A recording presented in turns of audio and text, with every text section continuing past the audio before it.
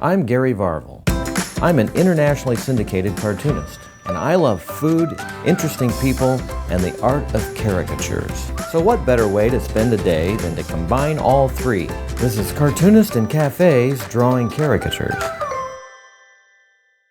Today, I'm feeling nostalgic, so I decided to head to my hometown, Danville, Indiana, to the Mayberry Cafe.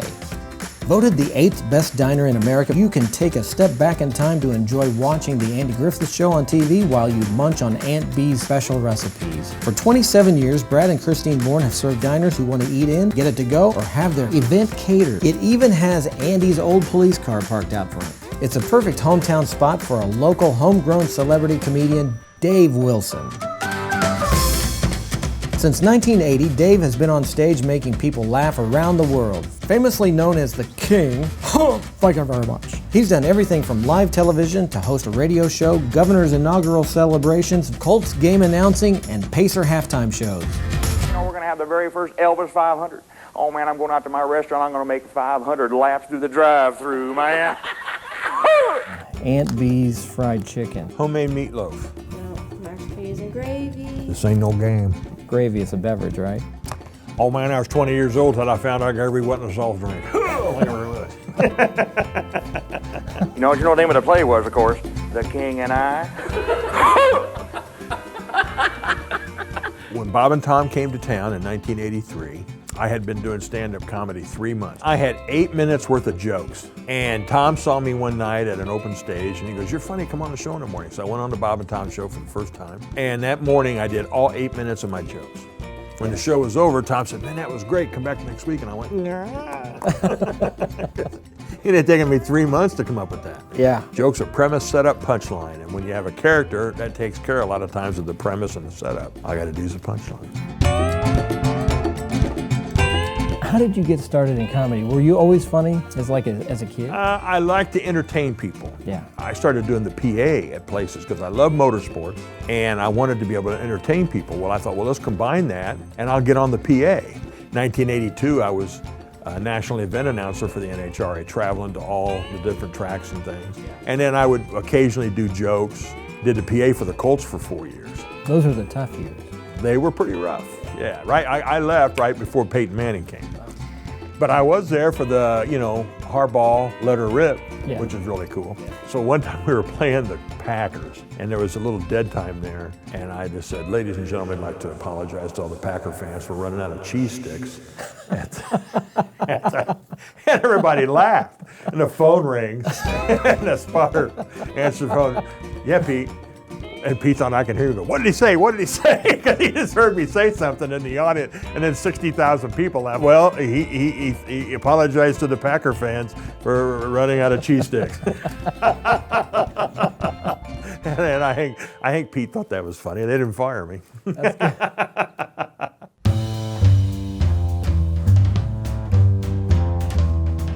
First time I ever did stand-up by myself, I got a couple laughs, so I thought, okay, that's a win. So then I went, there was some other guys doing an open stage, but I was thinking, here's what I did. I took a business card, so I just wrote with felt pen on the back of this business card little notes to myself to remind me of the jokes I wanted to do. So I get up there and I tell my first joke, nothing.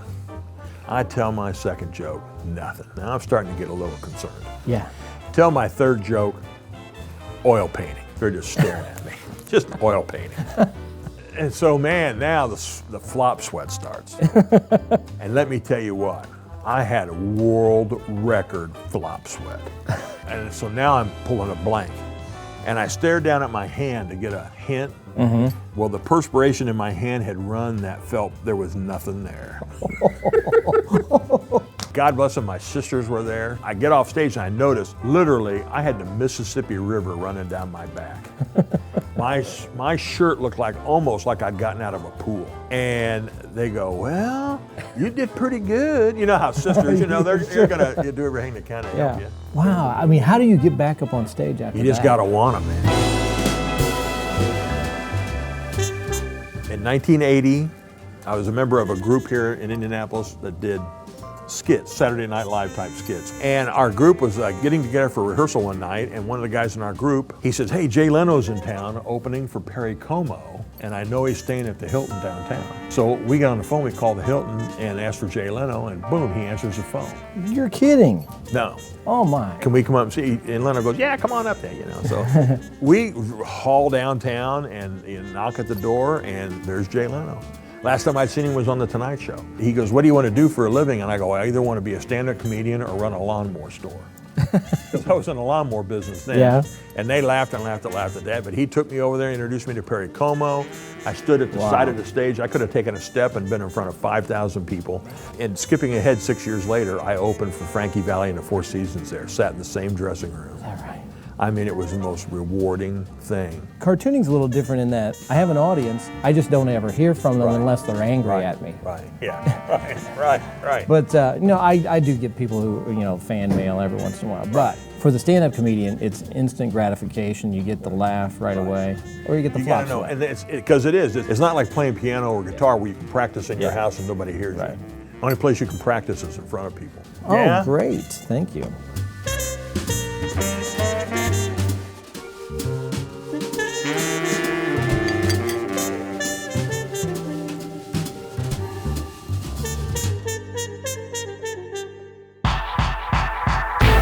Now that blows me away that you call a guy, he didn't know you from Adam, says, yeah, come on up. Come on up.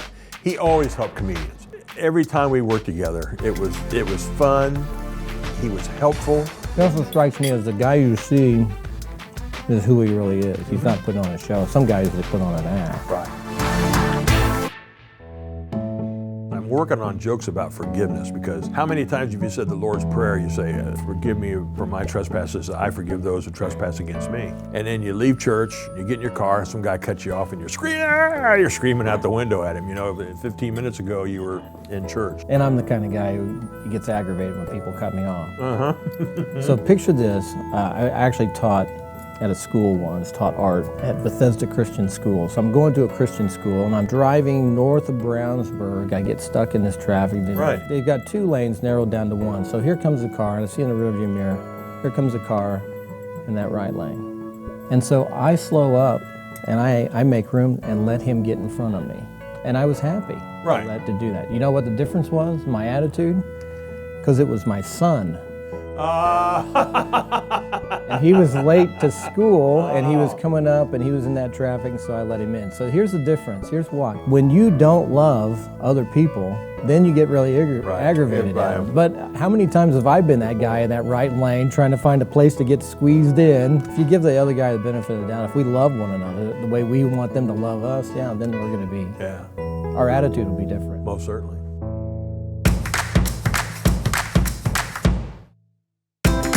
I had done a one-nighter one time in Greenville, North Carolina, and they come up and they go, hey, before you go on, there's a local guy who wants to go up and sing a couple songs. I go, yeah, sure, go ahead. And he's up there and he's doing some funny songs, everybody's laughing.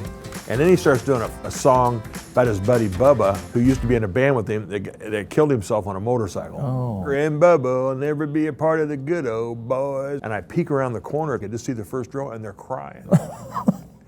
And never be with the good old boys again. Thank you. And then it's like, and then they're just sobbing. And then the MC goes, and now from Indianapolis, here's Dave Wilson. Oh my God. They're crying. What do you do then? Just start hammering out jokes, and eventually they catch up. So everybody, what would Elvis be doing today if he was alive? Kicking at the lid, baby. I cannot believe it. I'm buried out in my backyard like a pet gerbil. Where'd they get a cigar box big enough to put me in? You got to come down to Graceland and see me, man. I'll be laying out by the pool. Thank you very much. Ready for the reveal? All right, so this is you. Oh! That's very cool. I love the beard. That is a Santa. That is a very Santa. Man, oh man, oh man. Let me just show that over here.